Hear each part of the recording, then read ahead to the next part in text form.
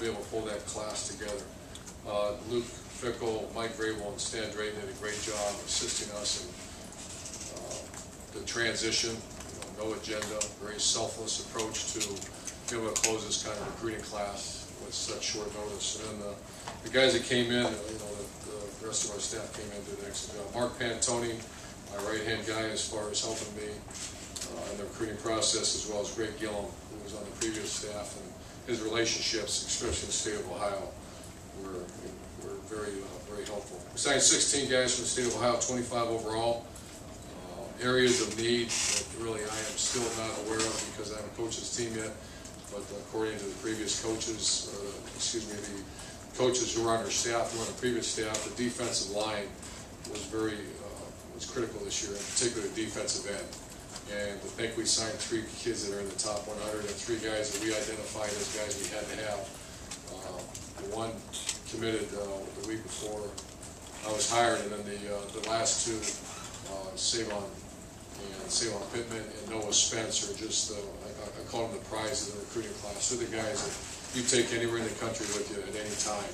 High character guys that play real hard. They're different body types. How can you have 3 defensive ends that would really stick it out? And that was hard because a lot of the rival schools and a lot of schools went after him, saying that how can you go to the place that has the number 1 defensive end, number 2 defensive end, number 3 defensive end in a lot of these rankings. And they're different body types. Noah Spence is a fastball pass rusher, an open end. I like to call him an open end on our defense. We call him the Leo. He's a guy that widens out, and acceleration up the field is what you're looking for, and he has that. Where you have Adolphus and Savon Pittman are more the wider body guys that are going to be more power rushers. So I think that's the prize of the recruiting class. And then the area that was probably in most dire need was our linebacker position. Because of attrition, because of injuries, sheer numbers, we were way down, and very excited. The guy that when you flip him on tape and not know anything else, without reading rankings or without listening to everybody's opinion, the guy that is really impressive to me is Jamal Marcus. And I invite you at some point. It's easy to do on YouTube. Watch that highlight video, and it borders on ridiculous as far as his ability level. And so of all the great backers I think we signed, including David Perkins, which I think he's tremendous. You're going to enjoy that highlight video as well. Luke Roberts, Cameron Williams, and the young guy that's on campus right now.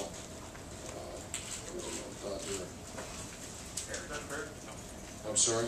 Joshua Perry. So we're excited to sign 5 linebackers, and that was obviously an area of need.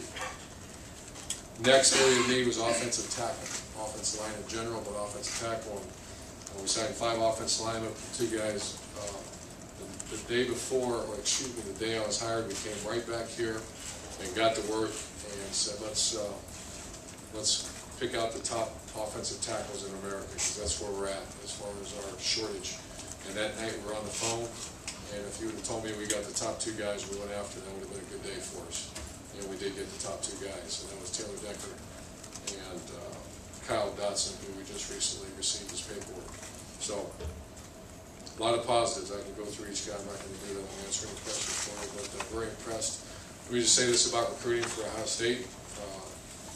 Recruiting is work ethic. It's uncovering who the champions are for each young man that you're recruiting. Champions are the guys that are going to help make the decision. But most of all, it's a belief in the place you're at and knowledge of the place you're at. And to be able to do that in such a quick time period, a lot of credit goes to our coaching staff. Our coaching staff, if you take a quick close look at them, either they're from Ohio, they have strong ties in the state. Tim Hinton, who was a member of our staff, was a very successful high school coach, very important member of the high school association in the state. And this staff was put together with a purpose, and recruiting was without question the number 1 purpose of putting together a staff at this level of the university. So with that said, I'll answer any questions. Raise your hand, please. Don? Coach Tom Taveri, WBNS TV. Just what was it like for you? I mean, getting in here a little bit late, and then to be able to hit what looks to be a home run. Just talk about the whole process and then how good it feels now to be all done with. Yeah, I don't want to get the opinion that it is not a home run. We'll evaluate that. We signed a class one time that was I heard a reporter say it's the greatest class in the history of high school football, and, you know, guys, not half, but some aren't there anymore, so you just don't know. What was it like? It was a sprint. It was, you know, basically recruiting. We are now knee-deep into the 13 kids, the 13 guys. Already had a junior day, already been all day on the phone with a lot of the guys, so the recruiting process is so far ahead. We picked up and talked to Noah Spence the night I was hired, and within 2 weeks he's over there buying Ohio State gear at the bookstore, which is kind of cool to be able to be a part of that. So you accelerated a 1.5-year relationship into a 2-week period, which is endless phone calls, and then obviously spend a lot of time on their visits. Clay? So much of recruiting is relationships, so how did you kind of warp speed it? And was it your reputation, the school's reputation? What opened those doors immediately for I you? think our coaching staff's reputation. I think if you look around at who we've hired, it's pretty solid stuff. And I think Luke and Mike Rabel and Stan Drayton, you know, a lot of these kids, Savon Pittman had a relationship with Luke Fickle, and I think I helped it when we made that phone call. And I mean, that was one of those things. He recruited us after a little bit. You know, the phone call went something like this: "Are you interested?" "Yes." "Come on down for a visit." Then I get a phone call the next few days: "Come on up, we got good news for you." So that wasn't, you can't say I had a lot to do with it other than, hey, let's go. And he's he always wanted to be an Ohio State Buckeye. So. Right in the middle, Rob. Urban? Right here. I think 8 guys flipped their choice. As competitive as you are, how personally satisfying was it that you could get guys to come here from other places? How much does that rev you up? When you look at it that way, I think what revs me up is if they're an offensive tackle that can really play in our system and fit what we want, high character guys. So we really don't look at it like that. When, you know, there's sometimes they say, how can you go recruit a young guy that's committed to another school? You ask a question, are you interested? If they say no, you move on. If they say, yeah, very interested, then you throw that hook out there. And if they're interested, absolutely, especially from your home state. So is it gratifying to go take a guy from another school? Not at all. Is it gratifying to know that we got the 2 offensive tackles that we went out from day one on November, December, I can't remember when we first got here. That night in that room right there watching the videotape saying, we want those 2, get them on the phone, bang. And now they're part of our class. That's even, I mean, that amazed me. I didn't think that could happen. Kenny Rhoda? Right here in the middle, Urban. Along the same lines, we hear the term flip a lot. That seems to be the buzzword this year. That. What did you have to say to the kids that were thinking of Michigan State, Penn State, Wisconsin, to convince them that things were okay here and to make sure they did flip and come to Ohio State?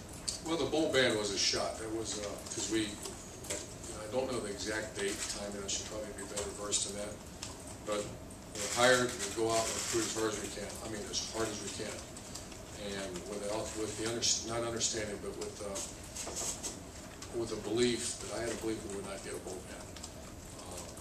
And then when it hits, it was damage control for 2-3 weeks. But the way we did it, the way we instructed our staff, hit that as hard as you possibly can.